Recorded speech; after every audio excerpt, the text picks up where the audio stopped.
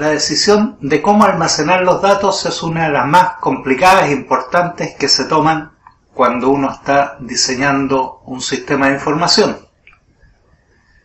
En este caso, yo tomé la decisión de no usar bases de datos y en su lugar usar archivos. ¿Cuál es la diferencia entre un archivo y una base de datos? La diferencia es el nivel de abstracción en el que vamos a trabajar. En una base de datos nosotros trabajamos en alto nivel y no tenemos idea dónde se guardan los datos físicamente, cómo se guardan, nada de eso es asunto nuestro.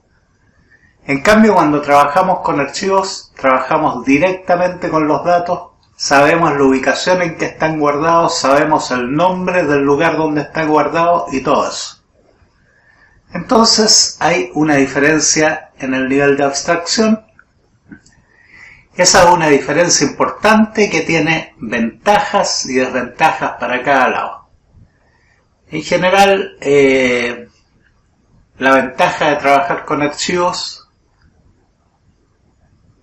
es un mayor control, mucho mayor control, y la ventaja de trabajar con base de datos es una mayor seguridad.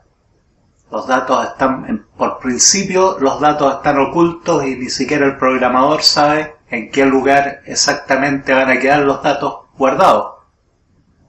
Solo los ve pasando por varias capas de abstracción que le da el lenguaje. Otra razón por la que escogí trabajar con archivos es porque nos da una visión mucho más real de lo que está pasando y en términos pedagógicos nos hace entender cómo se guardan los datos, cómo se graban, cómo se sabe en qué secuencia ponerlos y muchas cosas que en bases de datos nosotros no nos preocupamos.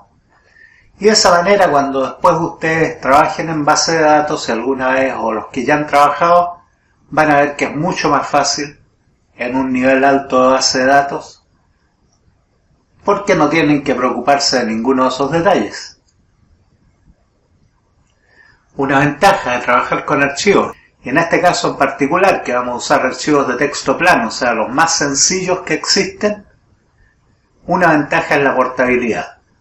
Con nuestro archivo y con nuestro documento de Excel, nosotros lo llevamos y lo cambiamos en cualquier otro computador, sin necesidad de instalar absolutamente nada más que copiar esos dos archivos, cosa que no sería posible si estuviésemos trabajando, por ejemplo, con Excel y la base de datos del Office, que es Access.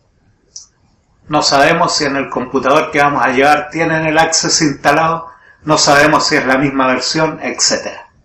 Así, tanto por interés pedagógico como por razones prácticas, yo les recomiendo que los datos se guarden en archivos planos.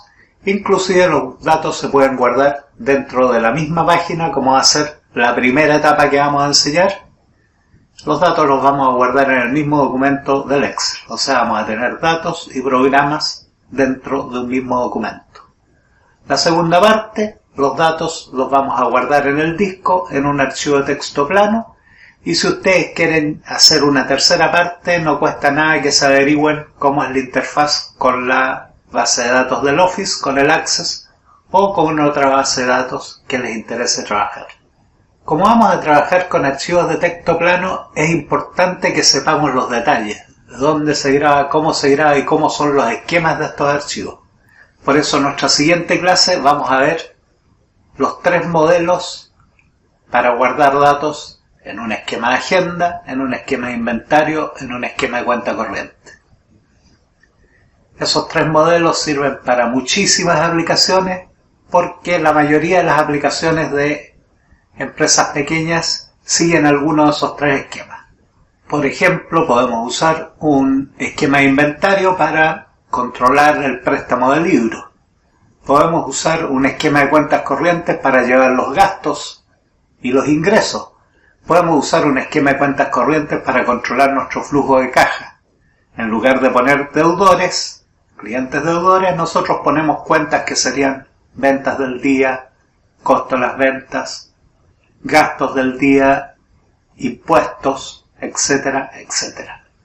Así, con estos 2 tipos de aplicaciones, que sería inventario y cuentas corrientes, podemos cubrir la mayoría de las necesidades de control de una empresa pequeña.